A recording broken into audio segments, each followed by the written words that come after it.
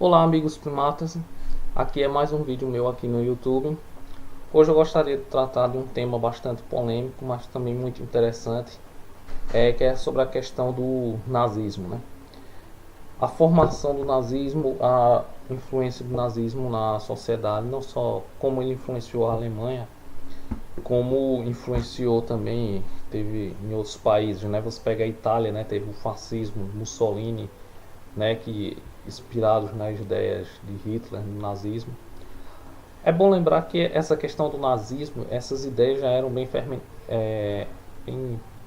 cristalizadas, vamos dizer assim, bem antes, né, da Segunda Guerra.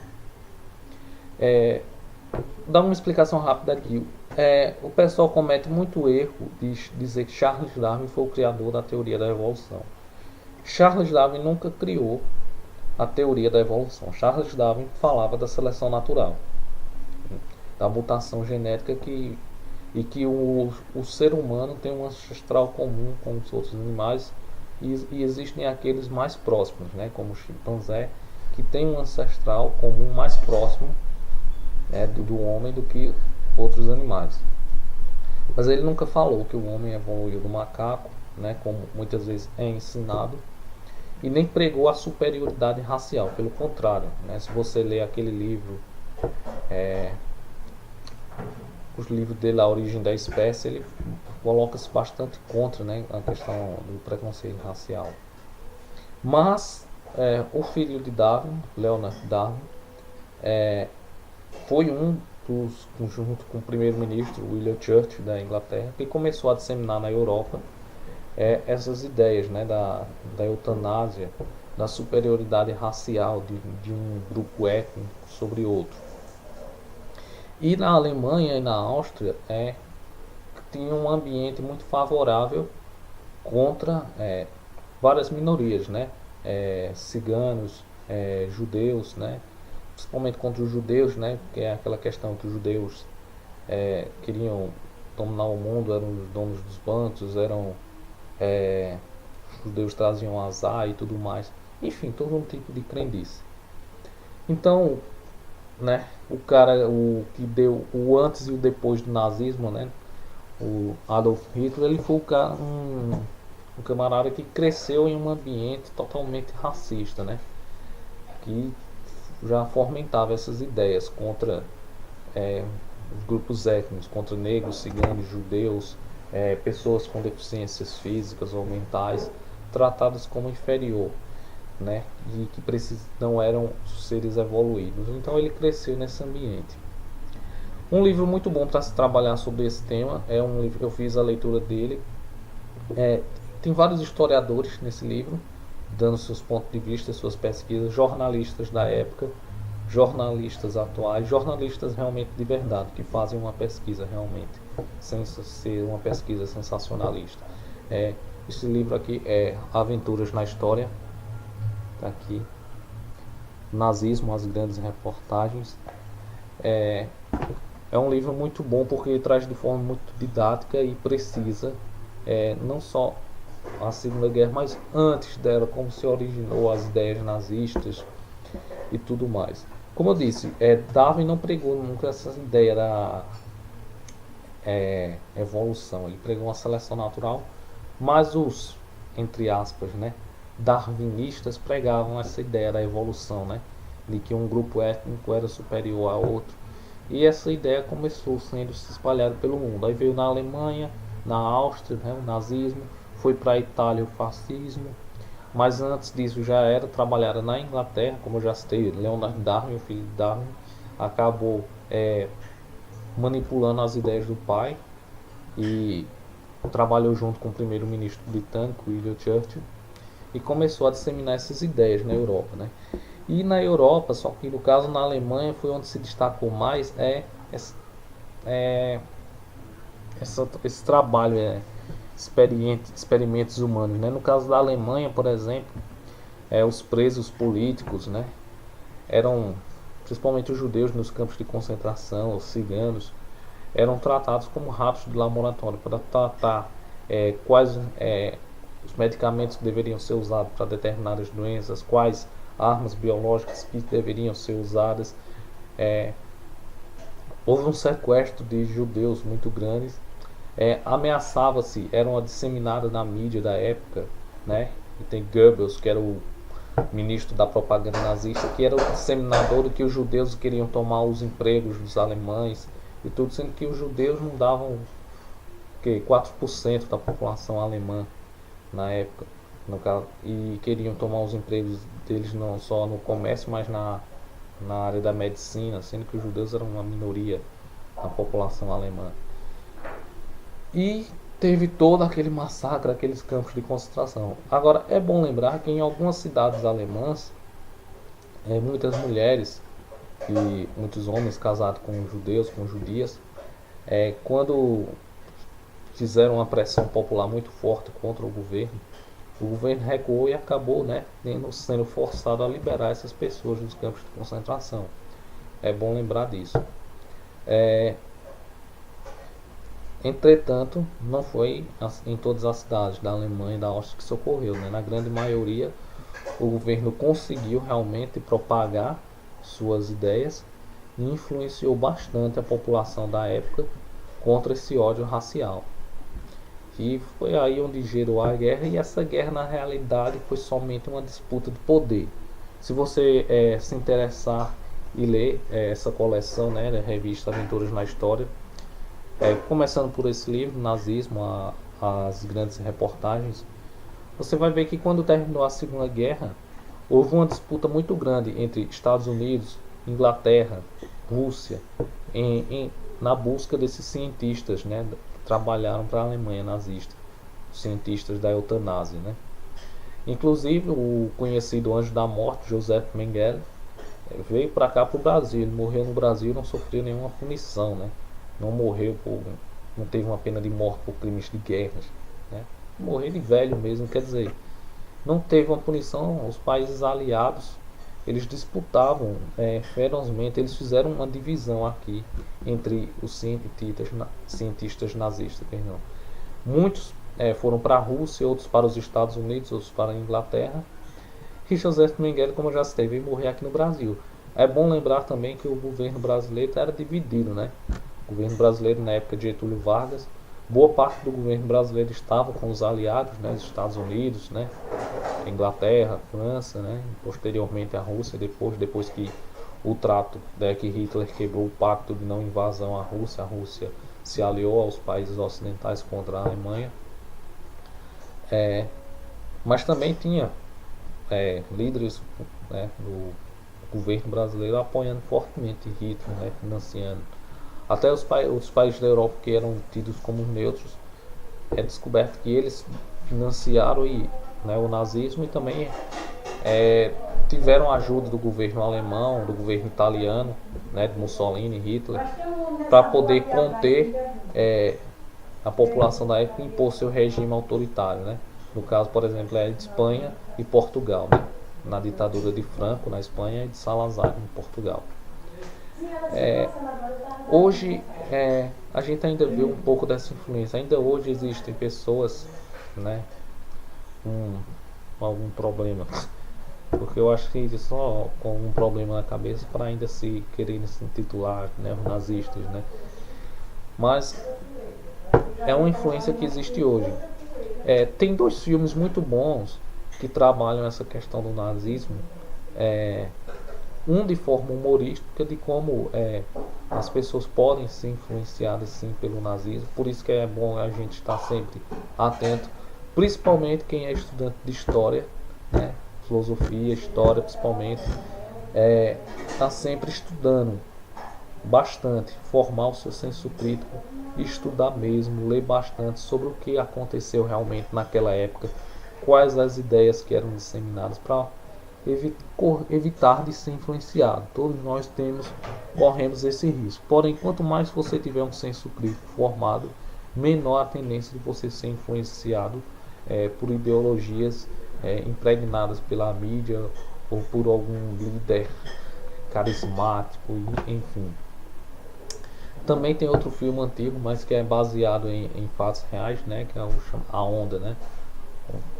Ambos os filmes são alemães. esse já forma, mostra como um professor tenta passar para os alunos como na sociedade, mesmo tendo acabado a guerra, já tendo passado-se anos, como ainda poderia sim se formar um governo teocrático. E a gente vê aqui, né, nos países da América Latina ainda existe, né, essa, tanto aqui no Brasil como fora do Brasil, essa teocracia, né, uma manipulação da democracia, né. E também a gente vê na Europa essa crise dos refugiados. Você encontra pessoas hoje simplesmente dizendo que contra não só os refugiados, mas contra os descendentes dos árabes, né, muçulmanos, não só muçulmanos, mas outras minorias que nasceram na Alemanha, na Espanha, na Áustria, Inglaterra, em vários outros países da Europa, mas simplesmente o pessoal dizendo que não importa se eles nasceram lá, eles têm que ir embora, né? Porque tem que ser somente para os europeus aquele território. Justamente o que aconteceu nesse período da Segunda Guerra, né? E Hitler soube trabalhar nisso, né? Na revolta da população. E a gente vê esse mesmo ódio ainda, de certa forma, impregnado hoje. Por isso que é bastante ter cuidado, porque não é impossível, sim, existir uma terceira guerra mundial, né? Não, a Segunda Guerra, mas a gente pode repetir, não a Segunda Guerra, mas uma terceira guerra baseada no mesmo ódio que se foi ensinado naquela época, né? Porque você vê que na Europa, apesar depois da Segunda Guerra, na Europa ter levantado essa bandeira humanitária, tendo realmente melhorado a sua educação, não só na área de ciências exatas, mas ter valorizado também bastante as ciências sociais, né? Sobre a questão da ética, moralidade, né? Nas filosofias dos pensadores, não só os pensadores alemães puros, mas de outros filósofos, né? Judeus, chineses, japoneses, de outras raças, de outros povos. Entretanto, a gente ainda vê, né, na Europa e no mundo ainda esse clima de ódio contra estrangeiros, né? Até aqui no Brasil, que é um país emergente, a gente vê, teve até em pouco tempo atrás casos de violência em São Paulo contra coreanos, chineses, bolivianos. Quer dizer, a questão do ódio ela é muito forte ainda na humanidade. Então, esse livro mostra muito bem como Hitler soube trabalhar essa questão do ódio, né? Essa questão de uma ideia que já estava ali impregnada na população, e ele soube deixar essa ideia mais forte, fazer com que a população apoiasse ele. E é interessante assim notar que realmente esse contexto aqui desse período, antes e durante a Segunda Guerra Mundial, o extermínio em massa, não só de judeus e outras minorias também, como nos campos de concentração, para fazer experimentos humanos. Tem aquele livro de Aldous Huxley, Admirável Mundo Novo, que é uma obra de ficção, mas baseada no contexto daquela época, que ele viveu naquela época, né, da Segunda Guerra. E era justamente, embora ele deixou bem claro, Aldous Huxley, que quando escreveu o livro, ele deixou bem claro que era baseado nas ideias que estavam sendo impregnadas na época. Ele era um cara contra o governo nazista, né, contra essas ideologias preconceituosas, né, de ódio, mas ele deixou bem claro, isso aqui é o que está sendo impregnado nessa sociedade. Clonagem, controle da mente. Tanto é que foi na época da Alemanha nazista onde foi desenvolvido um projeto, o MK Ultra, também é citado nesse livro aqui, do nazismo, as grandes reportagens, que era uma forma de manipular a mente das pessoas e condicioná-las, né, para trabalhar em favor do Estado.